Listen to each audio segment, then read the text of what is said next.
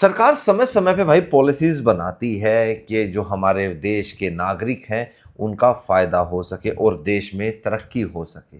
लेकिन आजकल जो पॉलिसीज बन रही हैं वो रियल में डाटा एनालिसिस के बेस पे बन रही हैं या सिर्फ चैट जीपीटी वाली भाई रिपोर्ट आ रही हैं कि भाई ये चीज़ आ गई इस तरीके से सीधा अपना एआई में डाला, चैट जीपीटी ने रिपोर्ट बना दी, लो जी सबमिट कर दो और मंत्री जी ने आके भाषण दे दिया कि लो जी हमने ये पास कर दिया है या ये हम करने वाले हैं। लेकिन ये जो एआई की तरफ परिवर्तन हो रहा है क्या ये सही है? क्या सही मामलों में हमारा कुछ विकास हो रहा है या देश का या स्टेट का? ऐसा ही एक नया नोटिफिकेशन हरियाणा के लिए आया है। हरियाणा के लिए नहीं, स्पेशली आया है दिल्ली एनसीआर के। जो भी ये एआई कह लो, चैट जीपीटी कह लो, जिसकी भी कह लो यार, ये जो पॉलिसी बनती है क्या वाकई में ये हमारे लिए फायदेमंद है? और क्या इसके ऊपर अच्छे से विचार विमर्श किया गया है? इसके फायदे, इसके नुकसान, इसके ऊपर सारा विचार विमर्श हुआ है या नहीं हुआ है? क्या ऐसे ही बस बनाई और दे दो? और इसके अंदर त्रुटियां भी हैं। त्रुटि बोले तो गलतियां, मिस्टेक, और क्लैरिटी तो है ही नहीं। मैं किस चीज़ की बात कर रहा हूं? मैं बात कर रहा हूं कि रिसेंटली अभी जो दिल्ली एनसीआर के अंदर किया गया है हरियाणा सरकार के द्वारा, कि दिल्ली एनसीआर के अंदर, मतलब जो मेनली तो इनका गुड़गांव ही है भाई फोकस, यहां पे अब सिर्फ ईवी और सीएनजी व्हीकल्स चलेंगे। लेकिन इसके अंदर आपको पहले ही एक क्लैरिटी दे देता हूं कि इन्होंने बात की है जो फ्लीट ओनर्स हैं उनके लिए, आम आदमी के लिए ये नहीं है अभी।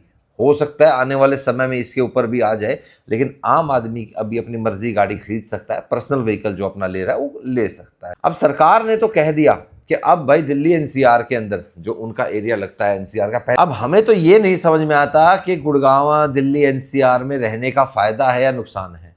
जब उनको ठीक लगता है तो वो गुड़गांव हरियाणा में डाल देते हैं, जब उनको ठीक लगता है तो गुड़गांव के पीछे दिल्ली एनसीआर लिख देते हैं। क्या मतलब है भाई? हमें तो यही नहीं समझ में आता कि हम एनसीआर का रीजन है, हम हरियाणा का रीजन है, हम कहाँ के रीजन में रह रहे हैं। क्योंकि एड्रेस में हमारा पिन कोड जो आता है वो हरियाणा का आता है, लेकिन जो डंडा दिया जाता है वो एनसीआर के नाम पे दिया जाता है। तो दिल्ली के पास रहने का हमारे को फायदा कम हो रहा है, नुकसान ज़्यादा हो रहा है। तो यहाँ मेरे जो सवाल है वो ये है कि क्या अब दिल्ली एनसीआर के जो फ्लीट ओनर्स हैं वो सीएनजी और ईवीज के ऊपर सरवाइव कर पाएंगे? कैसे कर पाएंगे? क्या गुड़गांव के अंदर इतनी बिजली है? क्योंकि रिसेंटली भाई आज की डेट में इतने कट्स लग रहे हैं इलेक्ट्रिसिटी के, क्या आपकी ईवी समय पे चार्ज हो पाएंगी? क्या वो जनरेटर पे पहले चलेगा चार्जिंग स्टेशन और फिर वहां से आपकी ईवी चार्ज होगी? और बहुत सी सोसाइटीज के अंदर तो ऐसा है कि भाई आप चार्जिंग स्टेशन नहीं लगा सकते, मतलब चार्जिंग का पॉइंट आप नहीं लगा सकते। और क्या दिल्ली एनसीआर के अंदर रहना अब फायदे का सौदा है या नुकसान का है? इतनी महंगी प्रॉपर्टी यहाँ पे है, सब कुछ इतना महंगा है, ऊपर से हम अपनी मर्जी से ना गाड़ी घोड़ा खरीद सकते हैं ना उसको चला सकते हैं। कभी ग्रैप लग जाता है, कभी 10-15 साल का रूल आ जाता है, और अब ये नई पॉलिसी आ गई। तो ये सारे सवाल रहेंगे हमारे इस वीडियो में। तो हेलो जी, वेलकम बैक टू चैनल। कैसे हैं आप सब? उम्मीद करता हूं आप सब बहुत अच्छे होंगे, फुल लाइफ को इंजॉय कर रहे होंगे। इंजॉय तो भाई अब वीडियो के अंदर ही रह गया है, लेकिन आम जिंदगी में इंजॉय करना, और स्पेशली दिल्ली एनसीआर के लोगों के लिए भाई इंजॉयमेंट एक अलग लेवल की हो गई है। क्योंकि आए दिन कुछ ना कुछ भाई नई पॉलिसी आती रहती है। कभी दिल्ली गवर्नमेंट से आ जाती है, क्योंकि वहां से आएगी तब हम दिल्ली एनसीआर के अंदर काउंट हो जाते हैं। कभी हरियाणा गवर्नमेंट की आ जाती है, तो हरियाणा में तो हम रहते हैं भाई, क्योंकि हमारा पता हरियाणा का है। हम क्या करें? अब वैसे तो दिल्ली एनसीआर का एरिया बहुत बड़ा बनाया गया है, नेशनल कैपिटल रीजन का, लेकिन सही मायने में कहां से कहां तक का हो रहा है? मतलब काम कहाँ हो रहा है, कहाँ नहीं हो रहा है, कहाँ फायदा? क्योंकि जींद डिस्ट्रिक्ट बहुत दूर पड़ता है हरियाणा में, वो भी भाई एनसीआर के अंदर आता है, लेकिन वहां पे एनसीआर जैसी कोई फैसिलिटी नहीं है। फैसिलिटी तो खैर हमारे यहाँ भी इतनी कुछ खास नहीं है, लेकिन फिर भी एक थोपा थोपी ज्यादा नहीं हो रही है। एक इतना ही रीजन बहुत होता है कि भाई ये दिल्ली स्टेट है और इसके आसपास जो डायरेक्ट लगे हुए डिस्ट्रिक्ट है वही एनसीआर के अंदर ठीक है। कहाँ आप 50-100 किलोमीटर दूर तक जाते हो कि ये पूरा एनसीआर का रीजन है? कोई फायदा नहीं होता, उससे नुकसान ही होता है उन डिस्ट्रिक्ट्स को। जो बिल्कुल टच करते हैं आप वहां तक सीमित रखो, सबसे पहली बात तो ये। दूसरा, अब जो फ्लीट ओनर्स के ऊपर डंडा आया है कि आप सिर्फ सीएनजी और ईवी व्हीकल्स ही चलाएंगे।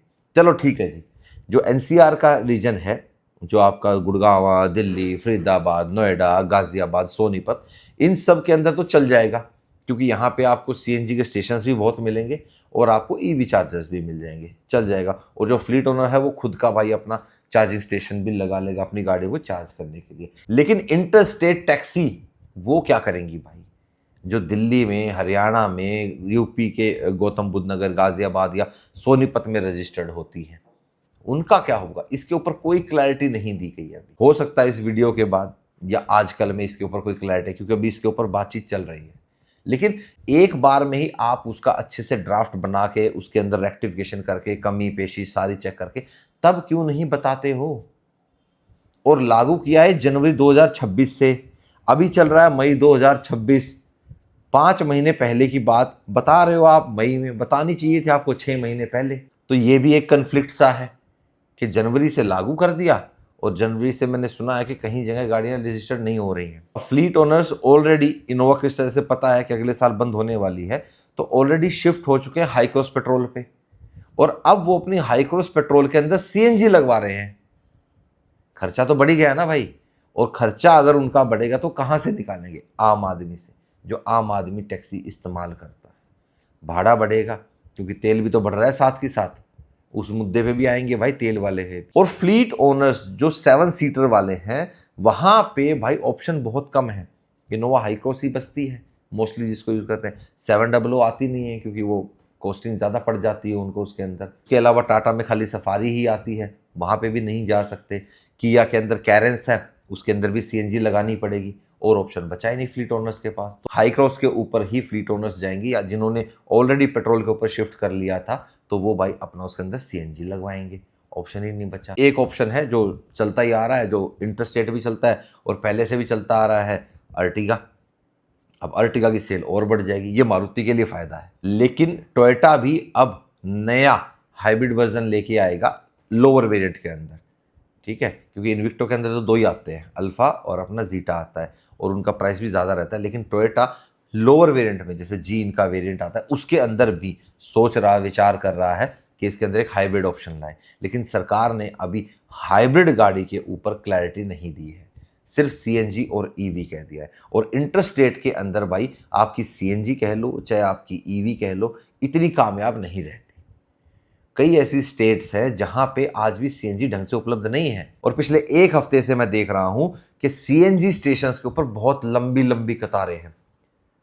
जो पेट्रोल डीजल इन सब के दाम बढ़ रहे हैं, सीएनजी का भी दाम बढ़ रहा है। आज सुबह फिर पेट्रोल का दाम बढ़ा है भाई, तीसरी बार बढ़ चुका है। दाम तो अभी और बहुत बढ़ेंगे भाई। तकरीबन जो सोर्सेज का कहना है, ये मान के चल लो कि 2500 रुपये के आसपास टोटल बढ़ा देंगे, ये धीरे धीरे करते करते 125 के आसपास का भैया पेट्रोल हो जाएगा। क्या ही कर लेगा यार बंदा, क्या ही करेगा। इंटरस्टेट बसेस के बारे में भी अभी क्लैरिटी नहीं दी है। हालांकि ऐसा नहीं है कि इंटरस्टेट सीएनजी बसेस नहीं चलती, लेकिन जो फ्लीट वाले चला रहे हैं उन्होंने खुद के अपने भाई चार्जिंग स्टेशंस रखे हैं। जैसे नियोगो की बसेस चलती हैं तो उन्होंने अपने खुद के चार्जिंग स्टेशन जगह जगह पे लगा रखे हैं, तो जिससे भाई खर्चा तो बढ़ता ही है ना। तो देखो बदलाव तो हो रहा है, लेकिन ये बदलाव आम आदमी की जेब पे भारी पड़ रहा है। बसेस में आम आदमी सफ़र करता है, टैक्सी में भी आम आदमी सफ़र करता है, क्या नहीं, जो अपनी खुद की गाड़ी नहीं रखता। फ्लीट जो कंपनीज में चलती हैं वो भी महंगी हो जाएंगी। अच्छा एक चीज़ और है, ईवी गाड़ियां दिल्ली एनसीआर में बढ़ रही हैं, लेकिन इलेक्ट्रिसिटी नहीं बढ़ रही है। उल्टा आपको पता है कि इस बार कितनी गर्मियां पड़ रही हैं, कट लगातार लग रहे हैं। अपनी गाड़ियां हम चार्ज कहाँ करेंगे? फ्लीट वालों की चार्जिंग अगर बाहर चार्ज होंगी, हमेशा बाहर ही चार्ज करेंगे, वो अपने खुद के पॉइंट्स नहीं लगाएंगे, तो वो भी तो महंगे में चार्ज होगी। क्योंकि ईवी गाड़ी सस्ती तभी पड़ती है जब आप उसको घर पे चार्ज करते हो, बाहर उसको चार्ज करने पे वो सस्ती नहीं पड़ती। और जो चीज़ सस्ती नहीं पड़ेगी तो आम आदमी को वो सस्ती कैसे मिलेगी? तो सीधा आम आदमी पे बोझ बढ़ रहा है। और जो पेट्रोल डीजल बार बार बढ़ता जा रहा है, इससे क्या सोचते हो आप, किसी महंगाई घटेगी? महंगाई बढ़ेगी। ऑलरेडी चीज़ों के दाम बढ़ने शुरू हो चुके हैं, और कंपनियां ऊपर से अपनी गाड़ियां महंगी करती जा रही हैं। पता नहीं देश किस दिशा में चल रहा है, कहाँ जा रहा है, कैसे जा रहा है, कोई मार्गदर्शन ही नहीं है तरीके से, समझ ही नहीं आता। रुपये की वैल्यू 96 पॉइंट समथिंग पे गिर चुकी है। लगता है आने वाले टाइम में 100 रुपया भी क्रॉस कर जाएगा ये। जब रुपया इतना गिर जाएगा, वैल्यू गिरेगी, तो इकोनॉमी कहाँ से बढ़ेगी? पूछने वाली बात है कि जब क्रूड का दाम कोविड के टाइम पे कम था तो उस टाइम पे सरकार ने रेट कम क्यों नहीं किया? E20 फ्यूल आपने ऐड किया तो तब भी दाम कम क्यों नहीं हुआ?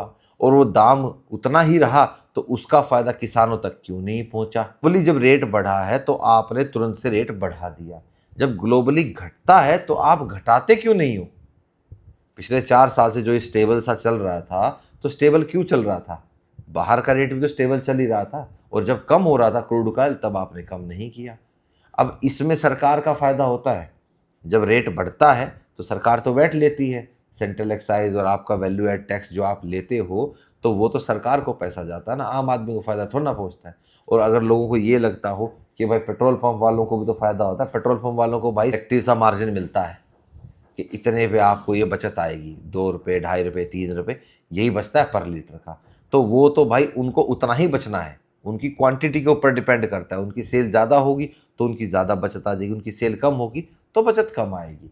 तो कमाती कौन है? सरकार और तेल कंपनियां, वही देखती हैं भाई सारा मैटर, और सारा उन पे ही है। जो तेल कंपनियां इतने सालों से पैसा बचा रही थी, प्रॉफिट बचा रही थी, तो 2-4 महीने में जो अभी हाफत आ रही थी कुछ, इतने में ही दस्त लग गए, छेड़ दिया। इतना भी नहीं रोक पाए कि आम जनता के ऊपर क्यों बोझ डाला जा रहा है। अरे हमारा घाटा इतने 1000 करोड़ का बढ़ गया, अरे हमारे को ये हो गया, बस इतना ही दम था, इतना भी नहीं झेल पाए। और जो हम इतने सालों से झेल रहे हैं उसका क्या?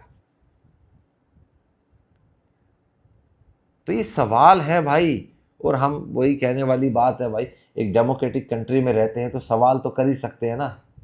जैसे आजकल कॉकरोच जनता पार्टी सवाल कर रही है, उनके फॉलोअर्स मेन पार्टी से भैया बहुत ऊपर जा चुके हैं, ठीक है, बैन करवाया जा रहा है, उनके अकाउंट बंद करवाए जा रहे हैं। करा लो यार, बदलाव तो एक ना एक दिन आएगा, ठीक है। देश का युवा, देश का यूथ भाई आपसे सवाल तो पूछेगा ही, और आपके पास जवाब होगा तो आप दे पाएंगे, जवाब नहीं होगा तो अकाउंट ही फ्रीज हुआ करेंगे, यही होगा भाई।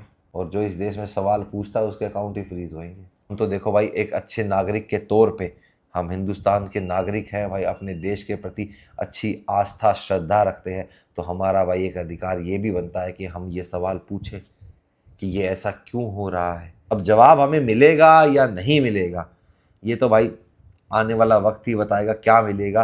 क्या ये पेट्रोल डीजल के दाम कुछ रुकेंगे, और क्या ये जो एकदम से पॉलिसी आती है, ये गाड़ी बंद, वो गाड़ी बंद, ये चलेगी, ये चलेगी, ये नहीं चलेगी, ये नहीं चलेगी। थोड़े दिनों में सांस लेने के लिए भी पूछना पड़ेगा, है ना। अब आप ले सकते हो स्टॉप, पॉज, प्ले, ये वक्त भी आ सकता है क्या?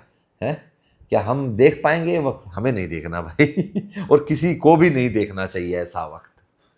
तो मैं तो ये कह रहा हूं भाई, और मेरा सवाल भी यही थे कि यार क्यों है हमारे साथ ऐसा, ऐसा क्या हो जाता है कि सरकार इतना जो टैक्स हमसे लेती है, नई गाड़ी आती है उसके ऊपर टैक्स, ठीक है, उस पर जीएसटी लग के आता है, रोड टैक्स भरो, फिर रोड पे चलाए तो टोल टैक्स भरे। भाई टैक्स भरने के लिए पैदा हुए क्या? इतना टैक्स भाई कहाँ जाएं यार। देश से प्रेम भी तो इतना करते हैं, देश से बाहर भी नहीं हम जाना चाहते। हमारा देश हमें बहुत प्रिय है भाई, लेकिन यहाँ की जो ये अंड शंड पॉलिसीज़ बन जाती है ना यार, देखो आप लोग बैठ के पॉलिसीज़ बनाते हो, अच्छी बनाओ यार, इनके अंदर अमेंडमेंट लेके आओ। पहले की जो बनी हुई पॉलिसीज़ है उनमें तो आप अमेंडमेंट करते हो, लेकिन जो नई बन रही है इनमें भी बदलाव लाओ यार। अच्छा बदलाव चाहिए हमारे को, जो देश हित के लिए सही हो, ठीक है।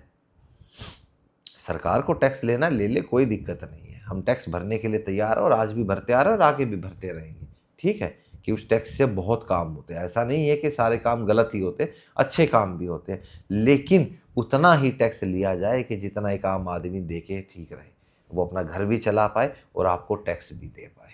बाकी आप बताना इस वीडियो में जो मैंने सवाल पूछे हैं, क्या वो गलत है और क्या वो सही है, ये मैं आपके ऊपर छोड़ता हूँ, और कमेंट बॉक्स में अपनी राय ज़रूर देना। और हम भाई अपने सवाल ऐसे ही पूछते रहेंगे, क्योंकि चीज़ हम भी नहीं चाहते भाई कि हमारा देश गलत राह की तरफ चला जाए। हम एक स्वतंत्र देश के स्वतंत्र नागरिक हैं, और इतना हमारा अधिकार है कि हम सवाल तो पूछ ही सकते हैं। बाकी और कोई पूछे ना पूछे भाई, तक मुझे सही लगेगा मैं सवाल ऐसे ही पूछता रहूँगा। बाकी मिलेंगे अब आपसे नेक्स्ट वीडियो में। Till then bye bye, take care and live the life to fullest.